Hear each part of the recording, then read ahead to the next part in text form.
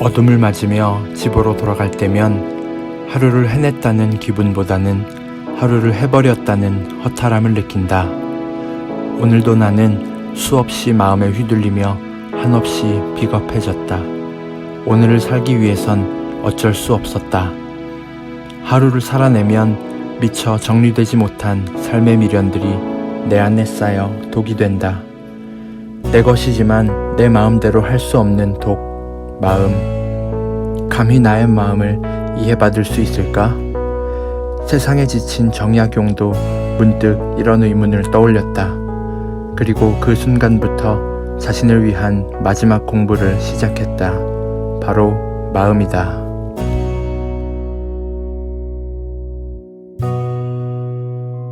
안녕하세요. 독서남의 책 읽는 날입니다. 오늘은 새로운 책 다산의 마지막 공부를 들고 왔습니다. 방금 낭독한 글은 책의 첫머리에 쓰여있는 글귀입니다. 최근에 읽었던 책들 중에 여러가지 면에서 손에 꼽을 정도로 인상적이었던 책인데요. 오늘은 이 책을 간단히 리뷰하며 여러분께 소개해드리겠습니다. 영상 끝까지 함께 해주세요. 잊지 마시고 구독과 좋아요도 부탁드립니다. 2018년은 에세이를 중심으로 마음을 주제로 한 책들이 눈에 띄게 강세를 보였습니다. 저는 마음에 관한 수많은 책들 중에 좀 더 심오한 인문학적 통찰을 담은 책이 없을까 찾던 중에 바로 이 책 다산의 마지막 공부를 만났습니다. 이 책은 실용적이지 않습니다. 여타의 다른 자기계발서와는 달리 구체적인 팁이나 실천 방안이 담겨있지 않습니다.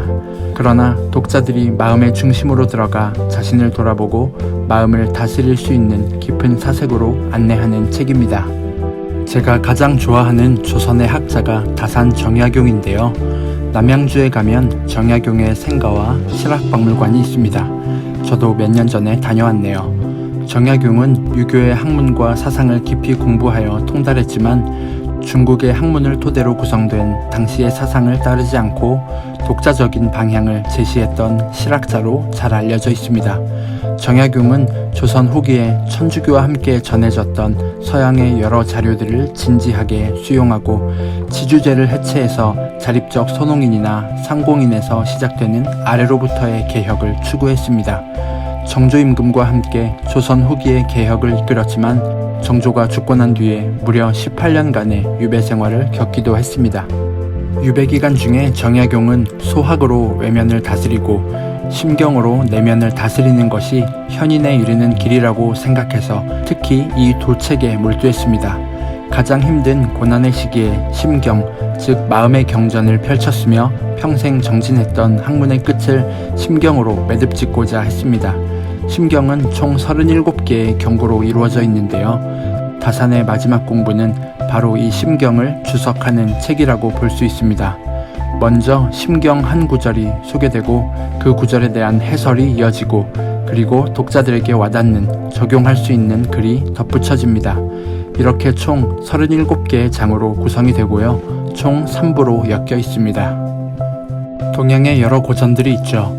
저는 논어와 도덕경 정도만 읽어봤는데요. 고전의 가치는 시간과 장소를 초월하고 관통해서 인간의 본질을 꿰뚫어 볼 수 있다는 점입니다.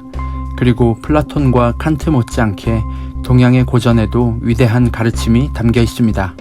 게다가 심경이 마음의 문제를 다룬다니 저에게는 읽지 않을 수가 없는 책인 셈이죠. 이 책이 저에게 인상적인 이유가 몇 가지 있는데요.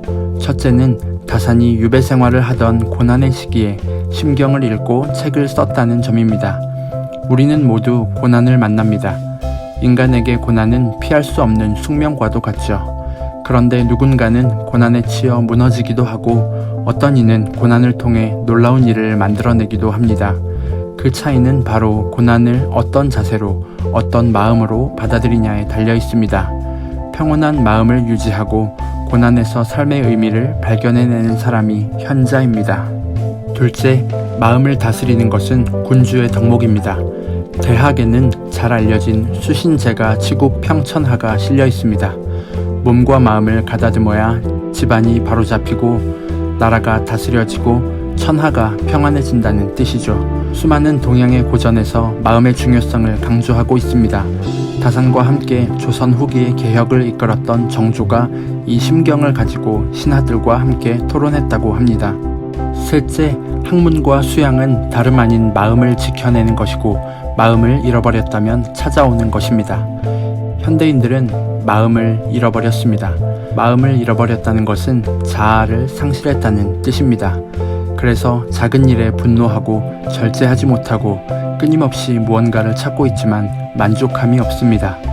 공허함과 외로움은 마음의 결핍으로부터 시작됩니다. 마음의 문제는 이제 단순히 개인적인 차원이 아니라 사회 현상이 되었습니다. 그래서 마음 공부가 필요합니다. 이 책에는 휴식을 주는 힐링은 없습니다. 현실에서 벗어나는 욜로 라이프도 없고 자존감을 높이는 방법도 달콤한 위로도 없습니다.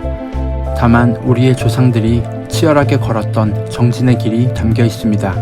잃어버린 마음을 찾는 길의 이정표가 바로 이 책에 있습니다.